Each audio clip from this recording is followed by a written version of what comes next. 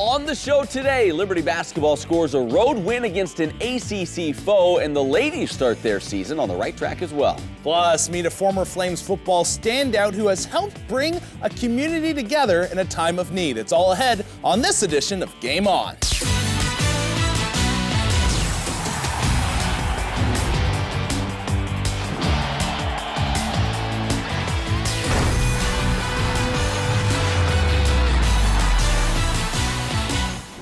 What is up? Welcome to a brand new edition of Game On alongside of Rhett McGibbon. I'm Matt Warner. Rhett, there may not be a W in Game On, but there is a whole lot of W's in this show. Oh, you know it. Sometimes it's just your week, and that was certainly the case for Liberty Athletics, beginning with an incredible start for the basketball team. Oh, they just got me hyped up. Yeah, they definitely have him hyped. The season did start in fine fashion. Liberty demolished D3 opponent Clark Summit by 45, but the next opponent will pose a bigger challenge as the Flames would go on the road to face Wake Forest. Now, Liberty hadn't beaten a team from the ACC since back in 2008, but this team doesn't care about such random statistics. No. In the first half, Liberty's Lavelle Cabell would provide the early offensive firepower as the two teams went back and forth. Then late in the half, it was the newcomer, the big fella, Scotty James, making his presence known. He would finish with 9 points and an incredible 14 rebounds as he helped the Flames take a 9-point lead to the break, and he was all kinds of fired up. Second half now, Liberty would show no signs of slowing down. Ryan Kimwright would hit a couple of big threes as he scored 11 in the second half. Every time Wake Forest made a run, the Flames had an answer, and they would hit 20 of 23 free throws to close it out. Liberty goes on the road and drills the Demon Deacons by the final of 79-66, and they start the season 2-0 and do so in impressive fashion. And what do you do after a huge road win, Rhett? What? Well, you celebrate with donuts, of course. The Flames making a pit stop at Krispy Kreme on their way home. They did not bring us any. They would indulge on some Glazed goodness, however, and why not? The win over Wake, the first non-conference Division I road win for the Flames since 2012. You can't get off to a much better start than these Flames. This looks like it's going to be a fun year. Most definitely. Well, the Lady Flames basketball team getting their season rolling as well, taking part of the WNIT preseason tournament. It would turn out to be the Flames' first win over Old Dominion in program history. Our very own Mike O'Neill was there, and he brings you the highlights in his very own artistic way.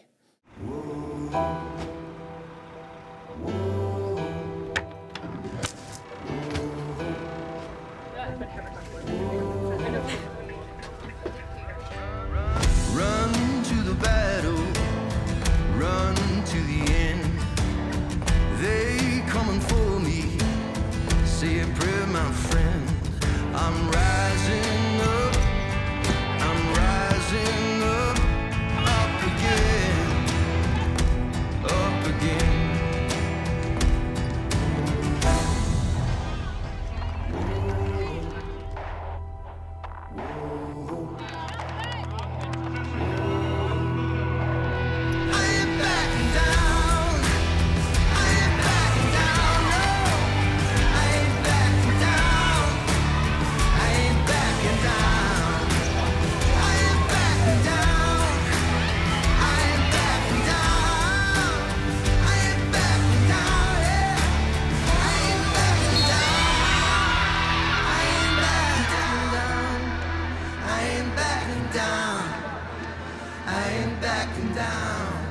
Go Flames. Good stuff. Good win for them. Well, if you haven't picked up on this week's theme of winning by now, either we're not doing our job well enough or you're just not paying attention. Frankly, I don't feel like taking the blame, so I think it's a you problem. Speaking of problems, Flames football hadn't had any with Presbyterian in their last 8 meetings, and the 9th would be no different. Buckshot Calvert entered the day tied for the most single-season touchdown passes in program history. He would take sole possession of that record midway through the first quarter off the play action. Everybody forgetting about Cephas Reddick. Can't do that. He would waltz his way in with a 68-yard score and a new record for his quarterback. Congrats to Buckshot on the record. He was not done on this day, however. He would finish with 3 TD tosses, 311 passing yards.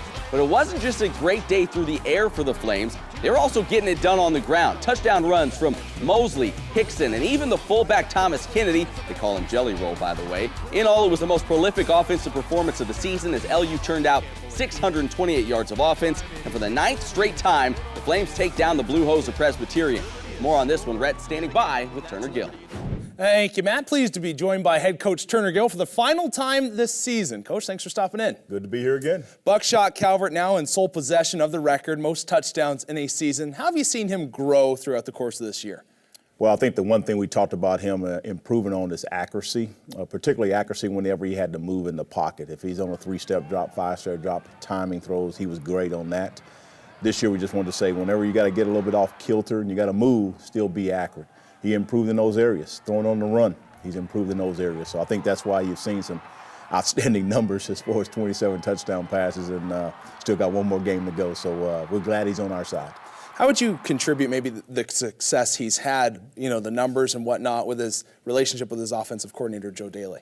Well, Joe Daly is just a great teacher. He is truly a teacher of the game. He's played the game and all those type of things. So he knows the inside as for the intangibles, how your mind's working, why your mind's working this way and that way to get you back on track. I think the offensive line there with Aaron Stam made that adjustment there. The offensive line has done a great job for us protection-wise. But I think the thing about it is Steve Calvert is a guy who loves to work. He loves to work at his craft, at his skill. He not only wants to be the best one in the Big South Conference, he wants to be the best quarterback in the country. And that's a different mentality. When you have that, then that means you're going to be working continually. No matter if you are doing some good stats, he still can improve in those areas, and that's what he's keep teaching me, Coach. Keep telling me the things I need to improve on. For the second week in a row, the run game did really well. Mosley and Hickson putting up some pretty good yardage. Did you guys make a tweak perhaps about 2 weeks ago to ease some things for them? Well, I think about 3 weeks ago there, we kind of simplified the game plan, just tried to be a little bit more specific on 2 to 3 runs. And then we kind of said, what can our O-line do? How can they block very, very well? Is it really more man-to-man block? We go in schemes called a gap scheme. We call a pull scheme. A different kind of scheme that you can do and say, what can our guys do the best? Let's only do those schemes. And we may have to just run those plays 10 times, 20 times, doesn't matter. We want to make sure the schemes are right and so that our guys can be perfected in their ability to execute on game day. So those are things we did. Great job by our coaching staff, but even a more excellent job as far as with our players being able to execute the game plan. Seems like you have 5 or 6 receivers that can go out in the field and just play for you. How does that open up the game for you offensively, but also does it allow you to run some maybe fun schemes or schemes that other teams don't see usually? Well, I think the biggest thing is personnel. We sometimes have 2 receivers in the game. Sometimes we have 3 receivers in the game. Sometimes we have 4. We even go to 5. So I think that's the part of it where we can mix that up. We can put them all in different positions, different spots on the football field. So each week we can make an adjustment and it just be just personnel. We can run the same plays, but we put people in different places. And so I think that makes a great advantage for us. And Kyle DeArmor is the other answer. He's our new receivers coach that we made an adjustment this year on the coaching staff. I got to give a lot of credit to him. Can you take me back perhaps a favorite memory over the course of the years that you had in the Big South? Favorite memory, I think the first thing probably comes to my mind is when we beat Coastal. They were the #1 team in the country there at that particular time, beat them at their place there, and looked like things weren't going to go very well. They get ready to kick a field goal, and God raised his hand up. It's kind of the way I describe it as far as block the kick, and that was probably the greatest moment at that particular time. And then probably 1A, 1B, us going to FBS, so I got to throw that in there too. Good stuff. Well, Coach, thanks for coming in all these times over the course of the year. All right, thank you, and to God be the glory. Matt, back to you. Thank you, guys. Well, it's a fact of life that none of us know what tomorrow holds. We don't know where we'll be next month or next year. And yet, for those that trust in God, they can rest in the fact that He has a plan. Former Liberty football player turned high school coach Doug Smith has learned that lesson and in the process helped the community come together. Appomattox, Virginia, a small county in the center of the state which is known for its rich history in the Civil War. Their football team, the Raiders, are known for their back-to-back state titles. They were led there by a former Flame and a man that didn't originally want to be at Liberty University.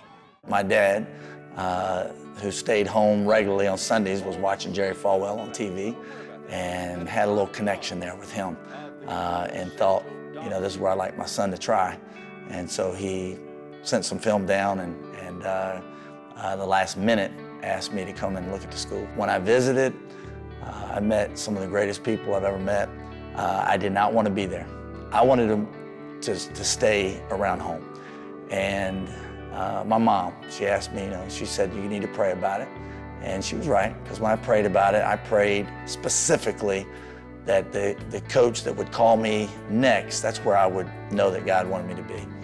And I got 3 phone calls from Liberty. It would be at Liberty where the seed for his coaching career would be planted. My senior year, when I had a slight injury right the day before trying out for Miami. Had a slight injury in my hamstring. Did I start thinking that, man, this might be it, because the first time I'd ever had an injury in my life like that. And I felt like, well, I want to at least stay around this sport as much as I can, so, you know, if there's any opportunity for me, I'll take it. His opportunity would come in the form of coaching. Doug would coach in multiple counties surrounding the Lynchburg area until he got a job at Heritage High School, a place he called home for nearly 2 decades. Shockingly, in 2011, Heritage would dismiss Doug as head coach. While he didn't understand God's plan, his next stop, Appomattox County High School, Red right links. was exactly where he was meant to be. In the spring is when I first came down and I met a couple players. One of the first things we did as a group was went to FCA camp. And I watched the upcoming quarterback give his life to the Lord at FCA camp. And I knew at that moment, if that's all that was going to happen, is this young man gave his life to the Lord, then this whole move from one school to the other was worth it.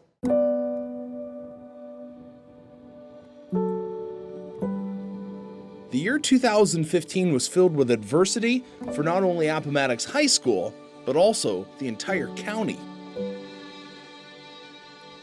We'd started that 2015 season with so many perils, so many different things. We had 5 different deaths, I think, within a 2-month period.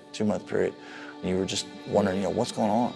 The team still had each other, and they started playing the game with a lot more passion. They played the game, you know, for this lost life. Every little thing that happened, they were trying to give back. And then after the season, you know, we had the tornadoes. As soon as it happened, you just made, you know, one phone call to some kids and said, hey, is anybody willing to help? We need to go out tomorrow. There's a lot of people hurting right now. And showed up here in the parking lot, and we've got almost our whole team. And they're ready to get in trucks and cars and go out and serve any way they can. And it was a whole week of just serving. And so our kids got to go out and do what God wants us to do. Not just talk about it, not just tell people about the Lord, but be the Lord to people. Definitely in this time of so much need. That next season, the Raiders, backed by prayer and support from the community, would bring the county together once again, winning the first of back-to-back state titles, and in the process would spread the love of Christ through servanthood and football. God likes to take average and make it a lot better than average, make it great, make it spectacular. And that platform is used so that we can further the gospel, further the kingdom, to show people the love of God. I believe he's taken a great group of guys that are average to the world, because we don't have a bunch of people going, you know, to all these Division I schools, and he's made them great. And he's given them a platform where people are looking at this school like, wow, what are they doing? Wow, this is great, you know, and I try to teach them not to take that, but just reflect that and make sure they know, you know, that we're just thankful. Well, it's not too often you get an NFLer visiting Liberty right in the midst of the NFL season, but that's what happened this past week at Convocation. Baltimore Ravens tight end Ben Watson spoke to the Liberty student body about using the gospel to tackle racism. Watson recently authored the book Under Our Skin to address the racial divide in America. His desire is to create a movement of change within the world, and also believes that Liberty students can help drive the conversation that sparks that change. Be open to allow God to lead you however which way you want to go, because he will. But it will take us collectively getting out of our comfort zones. We need to have some uncomfortable conversations, and not just have the conversation, but be willing to follow through with whatever the next step is going to be. Well, Liberty junior cross-country runner Azaria Kurwa finished 3rd at last week's Division I Southeast Regional Championship. That was good enough to punch his ticket to the NCAA D1 Cross-Country Championship. It's his first time earning such an invitation, and the first time for a Liberty runner since all the way back in 2010. The meet is slated for this weekend in Louisville, Kentucky. Blake, coming up, we introduce you to a high-flying ministry that uses basketball to share the gospel. And Warm, Hot, and Fuego returns, and the stakes are raised. Game On is coming right back.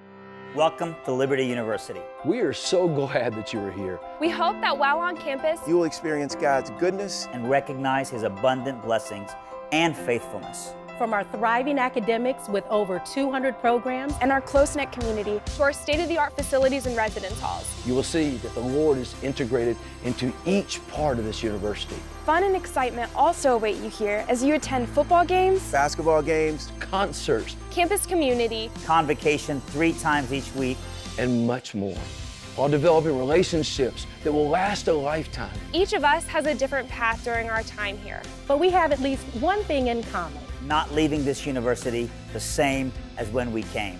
I love this school. I love this school. I love this school, and I hope you will too. Welcome home. welcome home. Welcome home.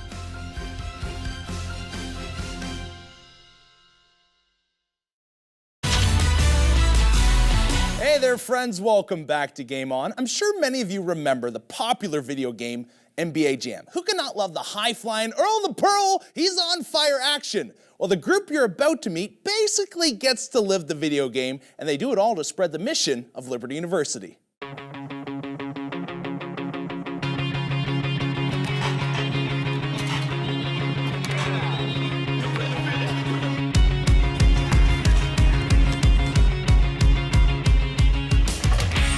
The name of the game is basketball, but the game is all played in His name, the name of Jesus Christ.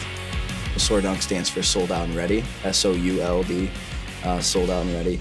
And so it's our mission to bring others to Christ. And so at each show, we give the gospel at Christian events, and when we're in public venues, we give character talks. So we use Sword Dunk kind of as a platform, as a tool to capture the attention of the audience that we're performing in front of, and then we have the unique opportunity of sharing the gospel after each show.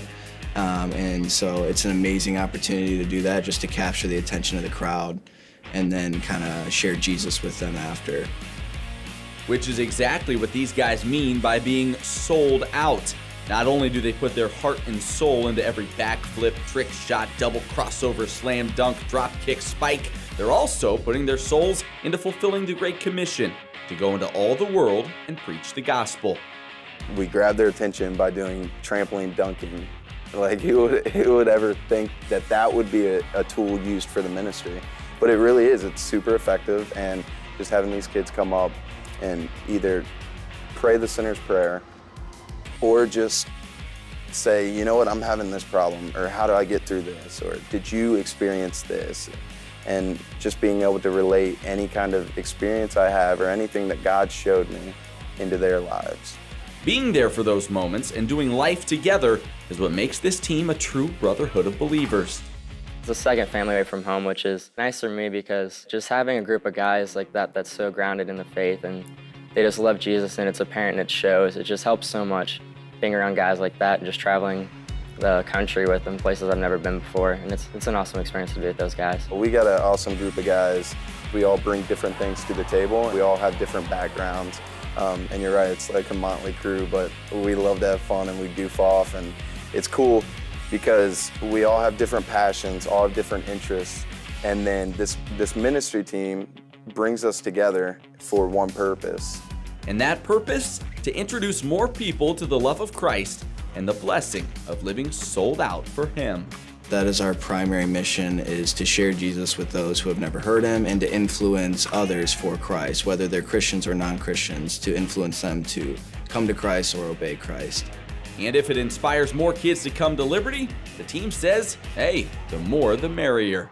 We're passionate about this university we go to. We all are very passionate about Liberty. And so we function to also bring students to Liberty by recruiting them to come here.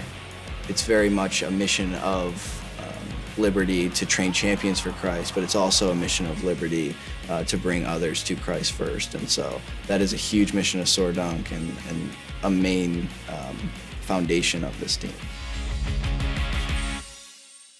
Thanks to Sam Farnsworth for his work on that piece. Time now for Warm, Hot, in Fuego. Right. Now, Rhett, basketball underway. Yeah. We're adding some new athletes to the mix. Makes it all the more exciting for Warm, Hot, in Fuego as we go forward. So, what do you got in store for us this week? Got some good stuff, but first off, this past week, Yeah. actually had National Homemade Bread Day. Is that right? So I was I thinking did not celebrate. Usually I celebrate every year. I wish I had. It just slipped my mind apparently this year. So I kind of went through and found a bread for each athlete. We're going to start with men's hockey here. Okay. Zane Sharts, he's from Texas. Yeah. He's got a little character to him, a little intrigue. I think he's like jalapeno bread. Jalapeno a little bread, yeah. spicy to him. All this right, guy, all right. he had four goals going into this past weekend series. Yes. In this series alone, he scored 5 goals, had 3 assists for 8 points. Wow. So he matched his season output basically. Yes. Spicy. Yeah. That's right. And he likes to sell it. If you watch this guy, look at him right now. Yeah. Just gets there and he always gives it like a little like in your I like face, that. boys. Yeah, yeah. So yeah, this guy just speed, skill, matched his season output. He's a guy the Flames really need just to produce at a high level from the back end. He is offense from the defense. You got to love this guy when he does it.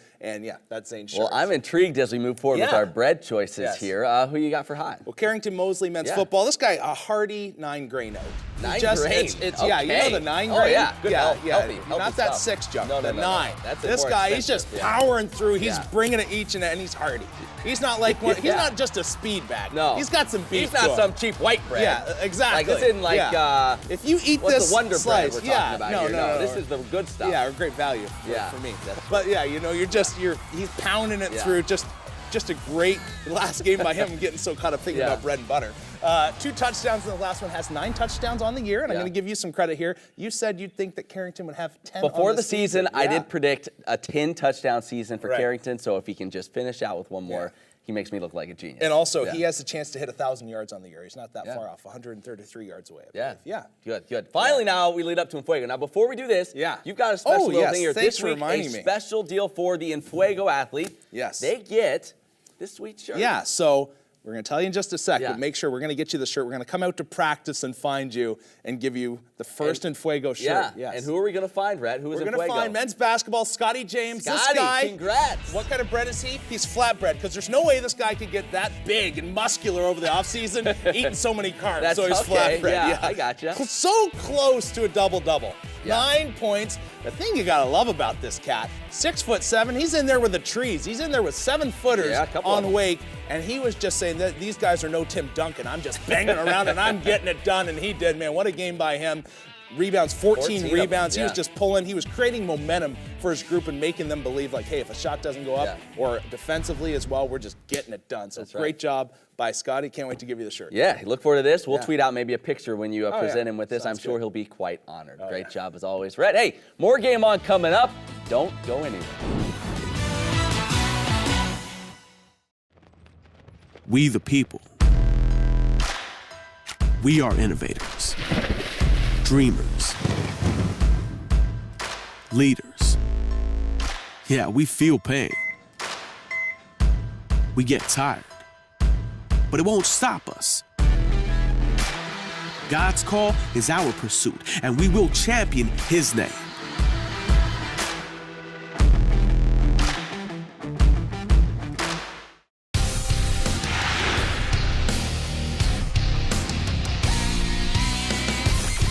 Wide. Church still controlling and scores. Wow. Here's Ryan on the breakaway. Scores. Save, rebound, comes out,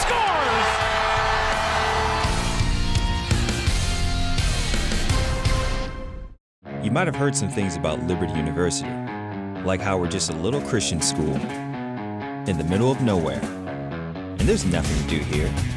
I mean, come on. You know us. Boring. Boring? Yeah. They say we don't work as hard, think as hard, try as hard. I object. The truth is, well, we might surprise you. I used to watch the medical shows on TV when I was younger, and I wanted to be like the doctors and the nurses. There was a point in my nursing career that I was ready to go back. My husband and I love to go on mission trips, and we've been on a few medical mission trips. And I believe that the FNP DNP degree will really open up the door on the mission field a lot more. I think there was a few things that stood out on this campus, how much the faculty truly cared for us as students, wanting us to succeed in pursuing higher education. Meet William Byron, Liberty University student and Xfinity Series driver of the #9 Chevrolet. Since William was a child, he dreamt of racing. His continued partnership with Liberty University means he's able to pursue his college degree while chasing the checkered flag. Look for William Byron and the Liberty University #9 Chevrolet on race day during the Xfinity Series this season. This is Liberty University, the world's largest Christian university. Want to come visit us? Well, you're in luck. Homecoming is a perfect opportunity for alumni, families, and newcomers to participate in the game day experience. At College for a Weekend, you get to hear from speakers, go to classes, and attend our weekend concert. Ring in the new year with us at Winterfest. Spend the day snowboarding at Stowflex, rock climbing, or at the Artist Q&A, then rock out at night with the top Christian artists. With so many ways to visit our campus, why aren't you here already?